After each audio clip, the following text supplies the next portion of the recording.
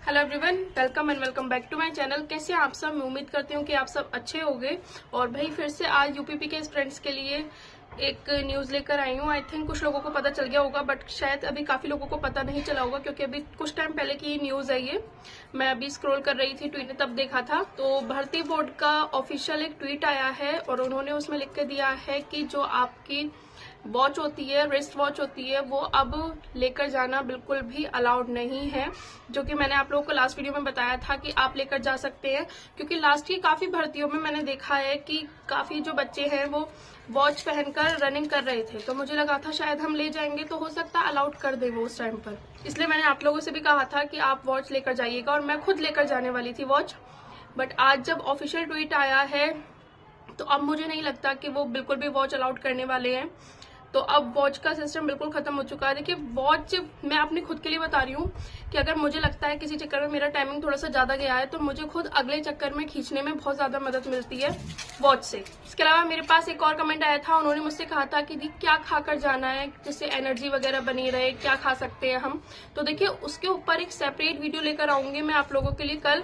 उसमें डिटेल में बताऊंगी कि क्या आपको खाकर जाना है, क्या वहां पर कैरी करना है खाने के लिए, एनर्जी के लिए क्या लेना है, और इसके अलावा मेटाबॉलिज्म वगैरह बूस्ट करने के लिए आपको वहां पर क्या ड्रिंक लेनी है, क्या चीज खानी है। सारी चीज आपको डिटेल में बताऊंगी मैं कल। तो कल की वीडियो बहुत ज्यादा इन्फॉर्मेटिव होने वाली है, आप लोग जरूर देखिएगा। बट क्योंकि इन्होंने वॉच अब अलाउड नहीं करी है तो उसमें थोड़ी सी प्रॉब्लम हो सकती है। वैसे साफ उस ट्वीट में लिख रहा है, मैं आप लोग के लिए ट्वीट लगा दूंगी यहाँ पर।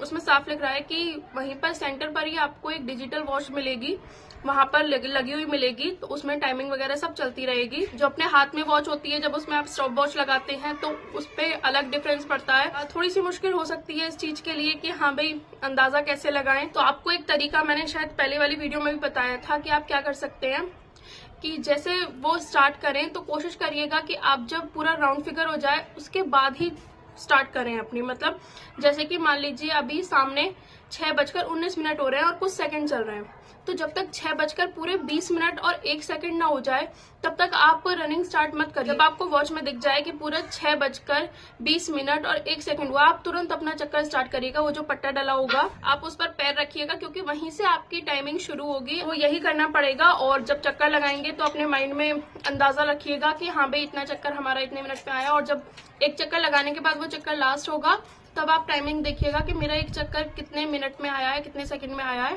तो अब इसके अलावा कोई और ऑप्शन नहीं है, आप कुछ नहीं कर सकते। बाकी एक और बात है, कुछ लोग ऐसे होते हैं, मतलब लड़कियां तो ज्यादातर याद रखती हैं क्योंकि लड़कियों के 6 ही चक्कर हैं, बट शायद लड़के भूल जाते हैं क्योंकि उनके 12 चक्कर है।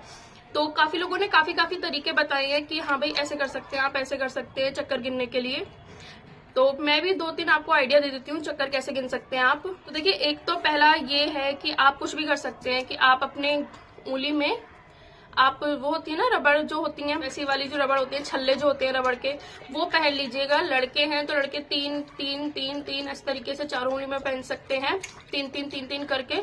और अगर लड़कियां हैं तो आप 3-3 दोनों उंगलियों में पहन सकते हैं, वो पहन लीजिएगा। और जैसे आपका एक चक्कर खत्म हो तुरंत आप उसे निकाल कर फेंक सकते हैं।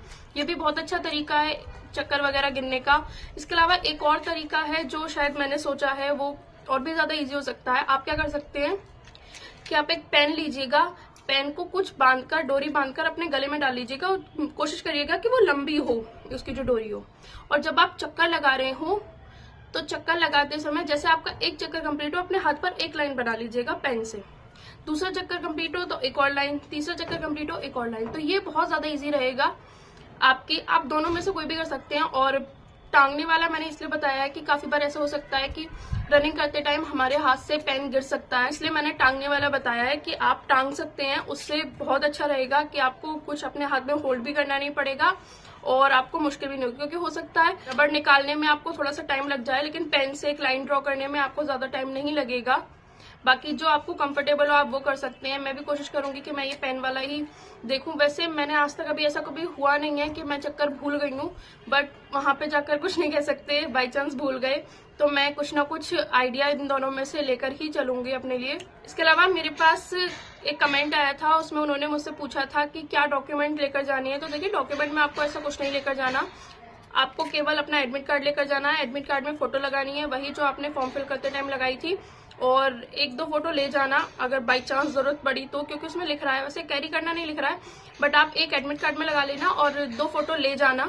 इसके अलावा आपको अपना एक आधार कार्ड लेकर जाना है। अगर आपने आधार कार्ड नहीं लगाया है तो कोई भी आईडी प्रूफ, फोटो वाला आईडी प्रूफ जो आपने DPST वगैरह में भी लगाया होगा, उनमें से कुछ भी लेकर जाना बस। इसके अलावा आपको कुछ भी कैरी नहीं करना है वहां पर। मेरे पास एक कमेंट आया था, उन्होंने मुझसे पूछा था कि अब आप क्या कर रहे हो, मतलब टाइमिंग वगैरह लाने के लिए अब आप क्या कर रहे हो, जब तक आपकी रनिंग नहीं हो जाती तब तक 1-2 दिन तक आप क्या कर रहे हो। तो देखिए, मैंने अपनी लास्ट वीडियो में आप लोग को एक चीज बताई थी, लास्ट या काफी सारी वीडियो में बताई है मैंने आप लोग को ये चीज कि अब आपको कुछ भी नया नहीं करना है।